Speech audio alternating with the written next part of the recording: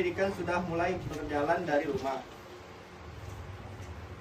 Yang pertama yaitu keluarga adalah tempat pertama belajar atau pusat pembelajaran.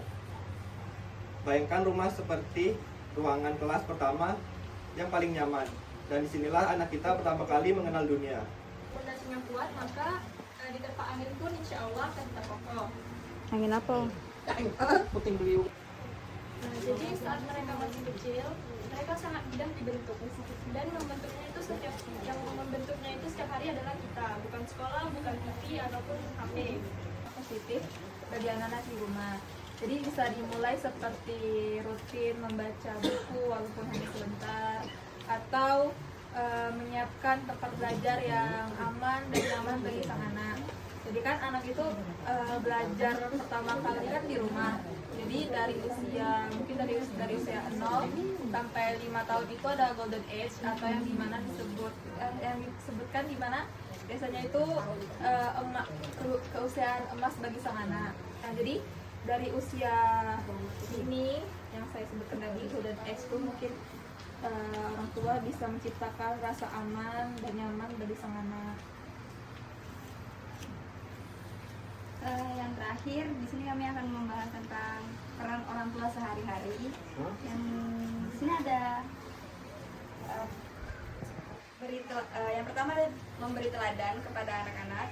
Jadi intinya itu orang tua memberi contoh teladan kepada anak-anak dari usia dini untuk mendengarkan apa yang kita katakan.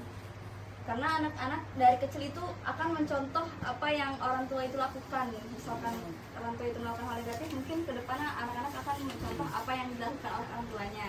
Jadi kita sebaiknya sebagai orang tua, ibu-ibu sebagai orang tua memberikan contoh yang positif. Saya belum jadi orang tua. Yang kedua itu mendampingi. Jadi ibu-ibu. Jadi untuk anak-anak yang masih kecil itu sebaiknya didampingi untuk tidak merasa kesepian, Bu. Kadang ada anak-anak yang dari dulu sering ditinggal itu, kemudian besarnya itu rasa kesepian seperti saya, Bu. Kalau bisa didampingi lah sehari-hari kalau untuk mengerjakan tugas, untuk sekolah itu sebaiknya gitu. Lalu yang terakhir itu bicara hangat, Bu. Jadi kalau bisa kita ibu-ibu sebagai orang tua Dan calon orang tua bicara yang hangat kepada anak-anak biar mereka merasa disayang gitu, Bu. Jangan sampai kita berbicara kasar gitu. Sampai kayak inilah ya, Mungkin itu sih yang dapat saya sampaikan, Bu. Kalikan. Baiklah Ibu, itulah penjelasan dari kami tentang materi orang tua hebat, anak kuat. Pendidikan dimulai dari rumah. Nah, di sini kan kami sebagai mahasiswa hanya menyampaikan materi, tapi kan yang lebih berpengalaman di sini ibu sekalian yang tahu bagaimana kondisinya seperti apa, yang menjalani